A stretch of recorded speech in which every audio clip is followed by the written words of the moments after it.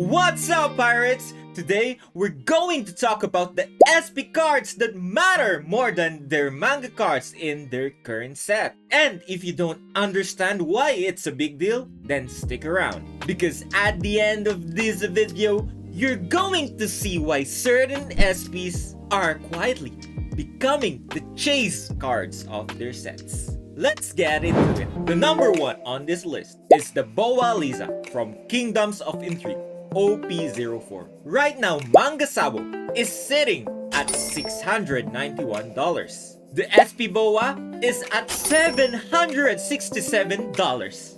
She's already flipped it, and there are few things driving this. The PRB01 reprints hits the manga cards hard, but the SP Boa, she didn't budge. Boa is one of the most beloved character in entire One Piece, and the art treatment is elite. OP04 is out of reprint rotation, which means new supply isn't coming. I believe 5 years down the line, Boa Lisa will be one of the great holds of this era. The number 2 on this list is the Bubble Zoro from OP14. Manga Mihawk is sitting at $932, but Mihawk has been in the downtrend since then. And that's actually what gets me excited here. SP Zoro is sitting at $832 and it's closing that gap very fast. This card is so hype on release and it hasn't slowed down. The art is clean, the characters is Zoro and Sanji. I genuinely think that SP Bubble Zoro will overtake Manga Mihawk in the upcoming years. The number 3 on this list is the Piconami or Zeus from OP15. Right now, she's sitting at $506 and Manga NL is at $1,100. Though she hasn't flipped it yet. But I'm putting her on this list because of what she represents on the long term. She got the character popularity, beautiful art, and one of the best card nicknames in the hobby. Piconami is going to go down in One Piece TCG history. The number 4 on this list is the Gold Leader Luffy from EB02. The driver here isn't just the character or the art. It's the pull rate. Manga cards hits roughly 3 to 5 cases, which is roughly 36 to 60 booster boxes. But the Gold Leader appears one each case. But here's the twist. There are 26 different variations. So the odds of pulling one specific Gold Leader is 1 out of 26 cases. Think about it. That's one card per 312 booster boxes. That's 8 times rarer than manga pull in the same set. The number 5 on this list is the Gum Gum Giant from PRB02, which is sitting at $690. And just like number 4, the main driver here is the pull rate. But I need to give you a little context from PRB02 first. On a normal English set, there are 2 SP cards per case. But on PRB02, manga events share that same SP slots. And they're not guaranteed per case. Now apply that same logic on the Gum Gum Giant specifically, and this particular set has 4 manga events variations. It means that the pull rate is harder than you think. At $690, I believe this card is a future real. The number 6 on this list is the Espinami from EB03.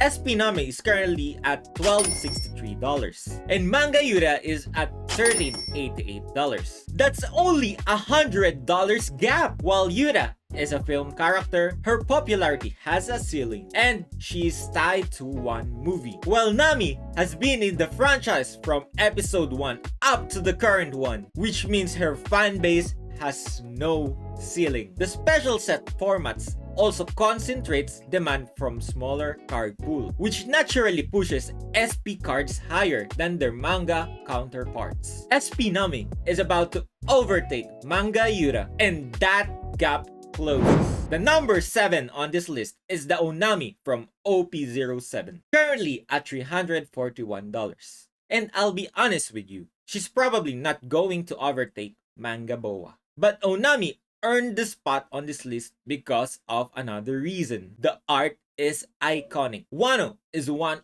of the most beloved and saddest arcs in this One Piece anime. And Onami SP captures that entire arc era better than almost any card in the game. There's a reason why the community talks about this card the way they do. A card that people will still be talking about 5 years from now because of what it represents. The number 8 on this list is the Wanted Luffy from OP03, sitting at $428. This card has held its value for years. In a market that prices move hard on new sets, reprints, and hype cycles, OP03 just holds its price quiet and firmly. The reason is the history behind it, because the first SP cards came from OP03. The first time this game did that format. OP03 is out of reprint cycle, and that will lock the supply of SP Wanted Luffy. I believe 428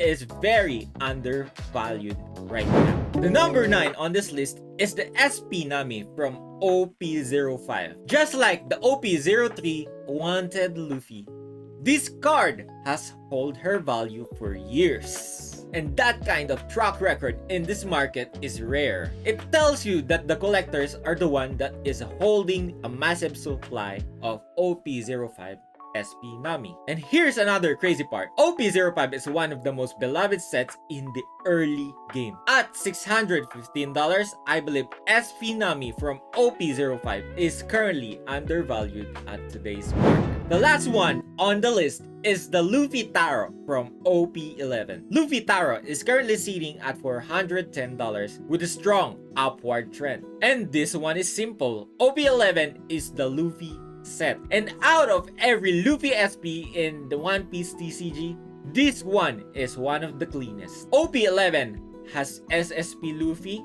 Manga Luffy, SP Luffy, and alternate art Luffy. It is going to be remembered for entire history. Alright pirates, before I close out, I want to leave you with something actionable. Because the 10 cards that I just showed you didn't become valuable just by accident. There are signals that you can catch for to spot the next SP that would matter more than the manga cards. The first thing I'll look for is the card nickname. When the community gives cards its own name, Piconami, Boa Lisa, and Bubble Zoro, that's not just a fun thing. The community doesn't nickname cards they don't care about. The second signal is the character popularity. If the manga card is not a very popular character, and that particular SP has Zoro, Luffy, Nami, or Boa on it, one of those SP card would probably overtake their manga counterpart. The third signal is the iconic art. This one is harder to define, but you know it when you see it.